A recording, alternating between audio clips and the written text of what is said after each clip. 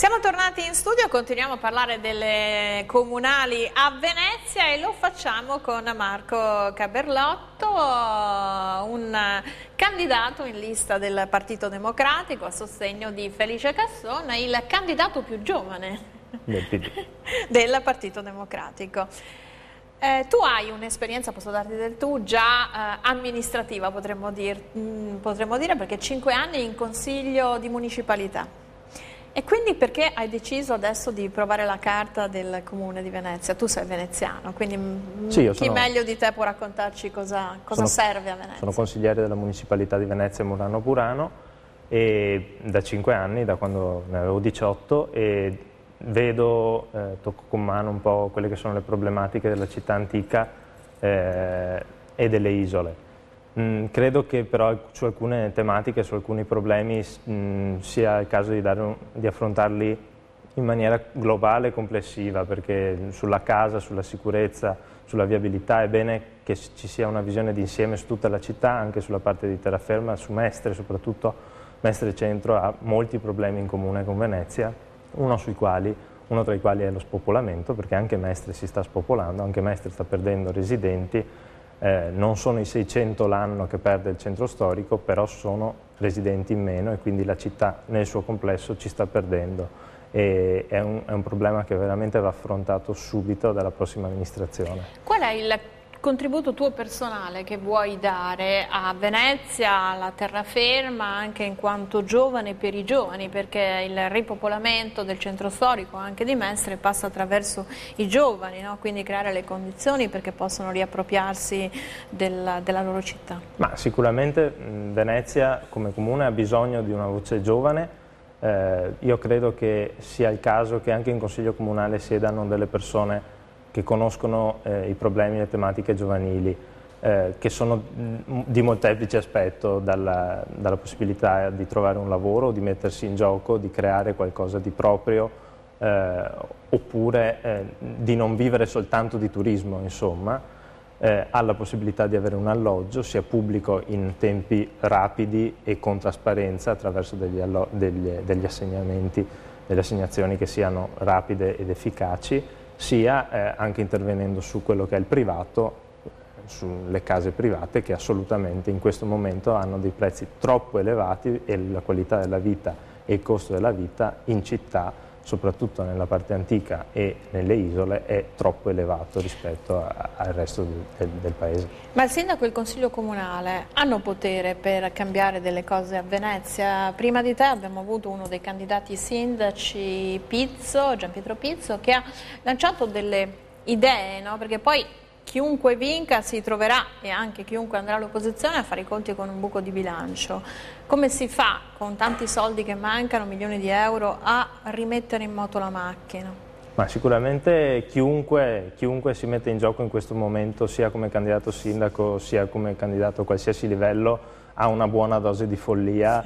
E inutile dirselo, cioè, girarci intorno, i problemi ci sono veramente grossi, sono gravi. Si parte da un dato che sono i 55 milioni che vanno trovati tra le spese correnti il prima possibile per chiudere il bilancio, altrimenti si va verso il dissesto, che non è proprio uno scherzo, no. Anche proprio per quelli che sono i problemi dopo per i dipendenti comunali, ma insomma non soltanto. Io credo che chiunque vinca avrà bisogno di tutta la città, avrà bisogno di fare un ragionamento complessivo di revisione e di efficientamento della macchina comunale come ente, ma anche proprio di rivedere le situazioni di illegalità o di opacità nella città. Solo se ripartiamo da queste cose e mettiamo un po' di ordine possiamo sperare di mettere in moto delle risposte a quelli che sono i problemi più ficcanti, uno dei quali appunto, ripeto, è la casa, perché veramente la città sta perdendo abitanti in ogni sua parte, e quello della sicurezza, perché altrimenti non è possibile che la città non sia vissuta, e questo succede sempre di più. I 9 mesi di commissariamento sono stati il colpo di grazia per Venezia e la terraferma, oppure è stato un traghettare una nave in mezzo alla tempesta che l'ha tenuta così a galla? Ma il commissario ha fatto delle scelte, secondo me, su alcuni aspetti, ma penso anche al regolamento insomma, che è stato qualche mese fa sul trasporto acqueo, che insomma, lasciano il tempo che trovano. Sono state delle scelte in alcuni settori non particolarmente felici.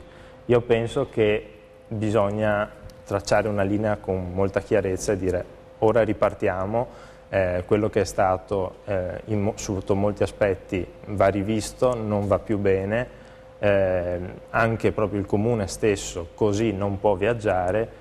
La città ha veramente bisogno di avere nell'amministrazione un'amica, una facilitatrice, qualcosa che ti dia la possibilità di metterti in gioco. Io sento da parte di tantissimi, giovani e meno giovani, la voglia di mettersi in gioco nella nostra città. Se non ci sono le opportunità date in primis dall'amministrazione, credo che la città vada ancora di più a indebolirsi. In questo momento invece ha proprio bisogno di rialzare la testa e trovare un po' di orgoglio. Il fatto di avere un governo amico, nel caso appunto Felice Casson, quindi tutte le liste, e tu sei la lista Partito Democratico, potrebbe essere una chance per Venezia, il riconoscimento di una sorta di eccezionalità come città d'arte, come città insomma. Ma sicuramente che ha una sua c'è un storia. rapporto assolutamente positivo di dialogo e di confronto con il governo nazionale, non solo perché è della stessa parte politica, non solo perché Renzi è il segretario nazionale del Partito Democratico, anche proprio c'è una condivisione di alcuni temi e di come affrontarli. Credo anche all'importanza di lavorare insieme ad altre città importanti d'Italia, altre città metropolitane, penso a Firenze per esempio. C'è anche la sfida della città metropolitana. Direi proprio di sì, direi proprio di sì, è una delle prime cose che bisognerà affrontare come consiglio comunale, quindi conosco e sento il peso e la responsabilità di questa cosa. È un'occasione o...? Ma direi proprio di sì, direi proprio di sì. Ripeto, se con Firenze e altre città che hanno problematiche simili si riesce ad aprire un confronto, un dialogo, un tavolo nazionale per parlare di turismo, di città d'arte, di centri storici, credo che Venezia abbia tutto da guadagnarci di questo. Un'ultima domanda perché il tempo scorre velocemente. Felice Casson, il candidato che sostiene la tua lista, tu sei giovane, però Felice Casson è un nome già speso in passato, non è proprio un volto nuovo. Come si appoggia da giovani una figura che già ha cercato di affermarsi come sindaco? Ma Felice, io non l'ho sostenuto alle primarie, ho coordinato la campagna di Jacopo Molina che era il candidato più giovane. In questo momento Felice ha avuto una grossa vittoria alle primarie, una grossa affermazione alle primarie, l'ha scelto gli elettori del centro-sinistra, io credo che questa scelta sia da rispettare fino in fondo e credo che la sua autorevolezza, la sua esperienza, la sua spiccata morale gli diano tutte le carte migliori da spendersi e da giocare per poter provare a fare un buon sindaco della nostra città. Perché Venezia ha veramente bisogno di cambiare aria. Se non ce la fa Felice in questo momento non vedo altri che ce lo possano fare. Io ringrazio Marco Caberlotto, lista del Partito Democratico per Felice Casson, sindaco di Venezia. Subito dopo la pubblicità ancora candidati, ancora presentazioni di liste. A tra pochissimo, grazie.